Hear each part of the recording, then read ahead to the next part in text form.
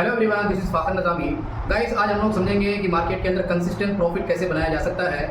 तो इस वीडियो को अंत तक देखते रहिएगा।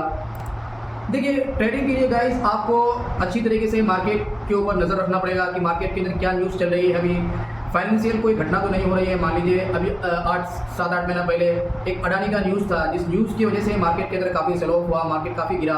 तो इस तरह के न्यूज़ को आपको मॉनिटर करना पड़ेगा, उसको देखना पड़ेगा, अच्छी तरीके से समझना पड़ेगा कि अब भाई मार्केट के अंदर इस तरह के न्यूज़ है तो इस न्यूज़ का मार्केट के अंदर क्या इम्पैक्ट आ सकता है। इन सारी चीज़ों को समझना पड़ेगा गाइस। देखिए, आपको एक आरआर रेशो को मेंटेन करना पड़ेगा। आरआर रेशो से मतलब ये है कि अगर मार्केट के अंदर मूवमेंट है तो आपको थोड़ा मूवमेंट के साथ चलना पड़ेगा। फॉर एग्जांपल, आप अगर 10 रुपये का ऐसे लेकर के कोई भी ट्रेड लगाते हैं तो उस 10 रुपये के बदले में आपको 20 रुपये, 30 रुपये, 40 रुपये, 50 रुपये इस तरह का टारगेट लेकर के आपको चलना पड़ेगा गाइस। इस तरह का टारगेट लेकर के आपको चलना पड़ेगा। देखिए, ये इस तरह हर दिन आप नहीं हो सकता है गाइस। अब मान लीजिए भाई किसी दिन मार्केट साइडवेज है, आप उस दिन मार्केट के अंदर बैठे हुए 10 रुपये का ऐसे लेकर के, तो इस तरह तो आपको लॉस ही हो जाएगा। जिस दिन मार्केट के अंदर ट्रेंड होगा, मार्केट ट्रेंड ही होगा, उस दिन आप इस तरह का इस तरह का लेकर के चल सकते हैं गाइस। किसी दिन भाई हर दिन तो मार्केट साइड नहीं रहता है ना, किसी दिन मार्केट के अंदर ट्रेंड भी होता है। तो ऐसे समय में, ऐसे टाइम में इस तरह के मार्केट के अंदर आपको मार्केट के साथ चलना पड़ेगा। 10 रुपये का ऐसे लेकर के आप 30 रुपये, 40 रुपये, 50 रुपये, 1:3, 1:4, 1:5 इस तरह का टारगेट लेकर के आपको चलना पड़ेगा। तभी जाकर के आप एक प्रॉफिटेबल ट्रेडर बन सकते हैं। हाँ, साइडवेज मार्केट है, फिर भी आपको 1:2 मिनिमम टारगेट तो आपको चाहिए गाइस। अगर 1:2 का टारगेट नहीं लेंगे तो फिर आपका M2M ओवरऑल नेगेटिव नहीं रहेगा। देखिए, ट्रेडिंग प्लान बनाना पड़ेगा एक भाई कि मेरे को अगर मेरा सेटअप आएगा तभी हमको ट्रेड लगाना है, सेटअप नहीं आएगा तो सेटअप ट्रेड नहीं लगाना है। इस तरह का एक प्लान बनाना पड़ेगा। आप जब तक इस तरह का प्लान नहीं बनाएंगे तब तक आप ठीक तरीके से अपना डिसीजन नहीं ले पाएंगे गाइस। मान लीजिए आप ऑप्शन बायर है, निफ्टी में ऑप्शन बाइंग करते हैं आप, तो ऑप्शन बाइंग करते हैं तो भाई उसके लिए मोमेंटम का होना जरूरी है। जब तक मार्केट के अंदर मोमेंटम नहीं होगा तब तक आपको प्रॉफिट नहीं आ सकता है। साइडवेज रहेगा तो फिर मार्केट के अंदर ट्रेड नहीं आएगा। तो देखिए, कभी कभी ऐसा भी होता है गाइस, मार्केट के अंदर बिल्कुल मूवमेंट नहीं होता है, बिल्कुल 100% साइडवेज रहता है। मान लीजिए 20 पॉइंट, 30 पॉइंट, 40 पॉइंट या 50 पॉइंट का एक रेंज बना लिया है, इतना सा एक रेंज बना लिया है, उसी रेंज के अंदर ही मार्केट ट्रेवल कर रहा है। तो ऐसे सिचुएशन में आपको ट्रेड नहीं लेना है गाइस। ये भी एक इस तरह का भी आपको एक प्लान बनाना पड़ेगा। देखिए, मेन चीज़ क्या है कि आप कमाएं कितना वो मेन नहीं है, मेन ये है कि आप मार्केट के अंदर बचा कितना रहे हैं।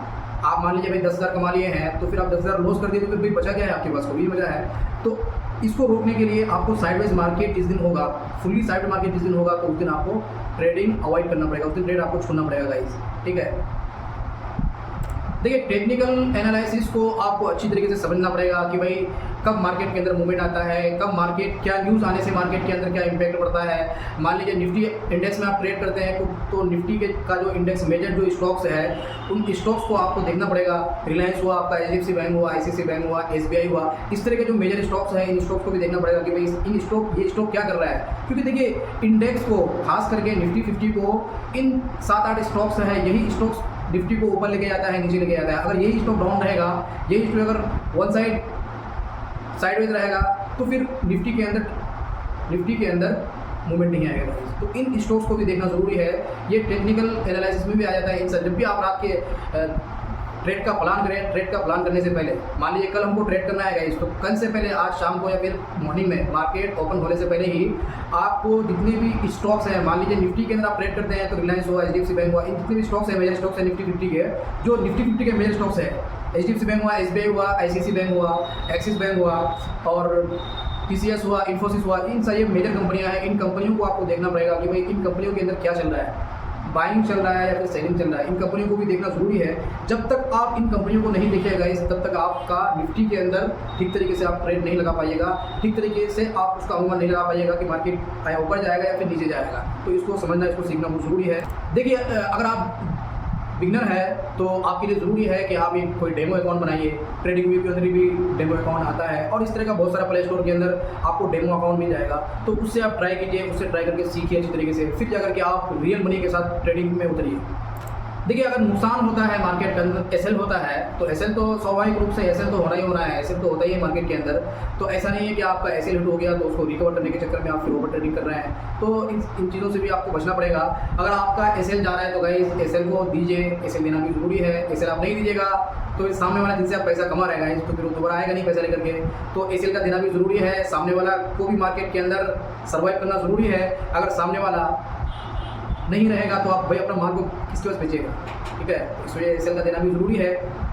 देखिए आपको एक लक्ष्य तय करना पड़ेगा कि भाई मार्केट के अंदर मेरे को कितना ट्रेड लेना है, कितना पैसा कमाना है, कितना पैसा देना है बाज़ार को, इन सारी चीज़ों को आपको तय करना पड़ेगा। ये सब प्री प्लान होना चाहिए। जब तक आपके पास ये सब प्री प्लान नहीं होगा तब तक आप फिर रैंडमली ट्रेड कीजिएगा। तो इस रैंडमली ट्रेड से बचने के लिए आपके पास इन सारी चीज़ों का प्री प्लान होना चाहिए। देखिए लगातार सीखते रहना पड़ेगा मार्केट के अंदर। मार्केट हर दिन एक तरीके नहीं होता है, किसी दिन मार्केट साइडवेज होता है, किसी दिन ट्रेंडी होता है, किसी दिन मोमेंटम होता है, किसी दिन मार्केट के अंदर काफ़ी वॉलेटिलिटी होती है। जैसे जिस दिन मार्केट के अंदर बजट आता है गवर्नमेंट का, जिस दिन बजट आता है उस बजट के दिन भी मार्केट के अंदर काफ़ी वॉलेटिलिटी होती है। तो ऐसे मार्केट को भी आपको देखना पड़ेगा, ठीक है। देखिए आपको सबसे पहले जो आपका कैपिटल है उस कैपिटल को प्रोटेक्ट करना ज़रूरी है। कोई ज़रूरी नहीं है कि भाई आज अगर मार्केट के अंदर आपका एसएल हो गया तो भाई हम एसएल नहीं देंगे। जो अपना इन्वेस्टमेंट है उस इन्वेस्टमेंट को हम फिर ओवर ट्रेडिंग कर करके उसको फिर क्या करेंगे, लूज करेंगे। तो ऐसा इस तरह की मानसिकता से आपको बाजार के अंदर नहीं आना है। अगर लॉस हो रहा है भाई, टारगेट एक फिक्स आपको लॉस टारगेट रखना पड़ेगा, और कि भाई मेरा इतना अगर लॉस मार्केट दिखाता है तो हम मार्केट से एग्जिट कर जाएंगे और उस दिन मार्केट के अंदर दोबारा ट्रेड नहीं लगाएंगे। देखिए आप अगर ज़ीरोधा ट्रेडर है, आपके पास अगर ज़ीरोधा का अकाउंट है तो उसके अंदर एक किल स्विच का ऑप्शन आता है। देखेंगे कि भाई आपका 2000-3000 जो भी आपका एक रेशो है कि भाई एक दिन का मेरा इतना एसएल होना चाहिए। अगर उसको मार्केट टच करता है, अगर मार्केट उसको टच करता है तो आपको वहाँ से क्या करना है, किल स्विच दबा देना है गाइस। अगर आप किल स्विच दबा दीजिएगा तो फिर आप 24 घंटे के लिए आपके डीमेट अकाउंट के अंदर कोई भी बाइंग सेलिंग नहीं आएगा गाइस। तो किल स्विच दबा देना है। कभी भी इस तरह अगर मन में, देखिए भाई साइकोलॉजी का खेल है इस बाज़ार के अंदर।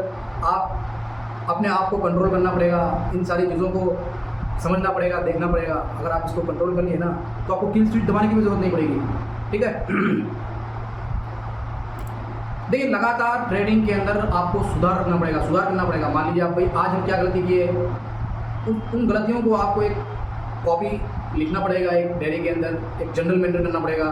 उसको अच्छी तरीके से लिखें कि भाई आज मुझसे क्या गलती हुई, किस गलती की वजह से मुझे लॉस हुआ, और प्रॉफिट हुआ तो क्यों प्रॉफिट हुआ। अरे भाई प्रॉफिट होगा, फिर बार बार प्रॉफिट होगा ना, तो उसको आपको ध्यान में रखना है कि भाई ऐसे ऐसे होता है, इस तरह अगर हम ट्रेड करेंगे तो हमको प्रॉफिट होगा। तो इस वजह से उसको भी समझना बहुत ज़रूरी है, प्रॉफिट को भी समझना ज़रूरी है और लॉस को भी समझना ज़रूरी है। लॉस को समझेंगे तो फिर आपको ये बात समझ में आ जाएगी कि भाई ऐसे करेंगे तो इस तरह का अगर मार्केट होगा तो हमको लॉस हो जाएगा, लॉस हो जाएगा तो हम ट्रेड नहीं लगाएंगे गाइस। तो कब लगाएंगे, जब आपके जहन में रहेगा, दिमाग में रहेगा। अगर आपके दिमाग में रहेगा ही नहीं तो फिर ये चीज़ें समझ में आएंगी नहीं ना। तो इस वजह से लॉस को भी लिखना है, प्रॉफिट को भी लिखना ज़रूरी है, तभी जाकर के आप एक प्रॉफिटेबल ट्रेडर बन सकते हैं गाइस। वीडियो अगर अच्छा लगा हो तो वीडियो को जरूर लाइक कीजिएगा एंड शेयर कीजिएगा। Thanks for watching, will see in the next video.